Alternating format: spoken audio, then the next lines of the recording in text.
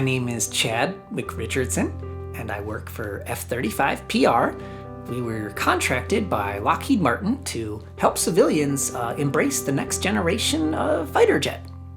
We do this primarily by telling people that you cannot both support our troops, but also oppose having fighter jets based in densely populated areas. Oh, I'm sorry. I didn't realize you hated freedom. That, of course, is not true, but you'd be surprised how well it works. I didn't realize you hated our troops. Yeah, well, freedom isn't free. It's loud. The other technique we like to use is to talk about job creation. No need to elaborate. Jobs! Jobs! Jobs! I was recently assigned to the Burlington, Vermont account. It has been a little bit tricky.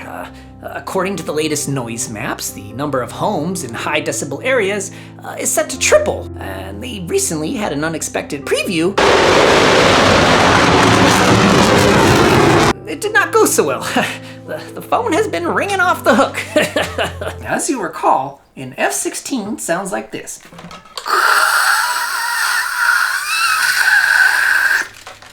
But an F-35 sounds like this.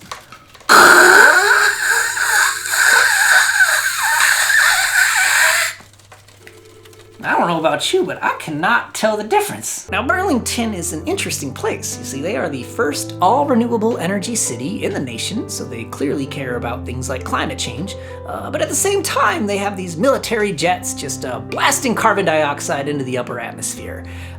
Makes my job a little confusing. But luckily, with the help of the energy department, we do have an explanation. Well, sir, these jets actually run on freedom fuel. So those are freedom molecules that they are emitting into your atmosphere. Well, I prefer not to think of it as mass extinction. I think of it as mass freedom from existence. And these people are smart. I had one caller explain to me that the primary function of the military is to defend Americans, yet 45,000 Americans die every year because of lack of health care.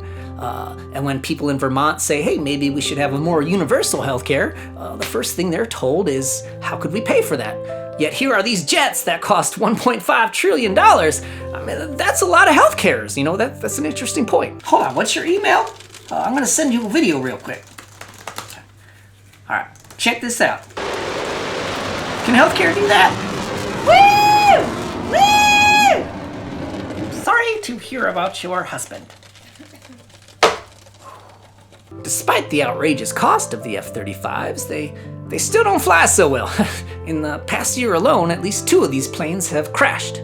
Yes, ma'am, but that was Beaufort, South Carolina. There are less than 14,000 people living there. How many people live in Burlington? Oh, shit. Y'all are crazy. Yep, well, looking at a map of your city, I see a giant hole. That would be a great place for a fighter jet to crash land. At the end of the day, I'm not going to be able to change anyone's mind. The most I can hope for is to help people appreciate the awesome power of the most advanced fighter jet of all time. Wait till you get a load of this. Look, check it out. That's a sky penis. A sky penis. Hello? Hello? Yeah, it's a tough job, but it's not as tough as living in Winooski once these jets arrive. I tell you that much.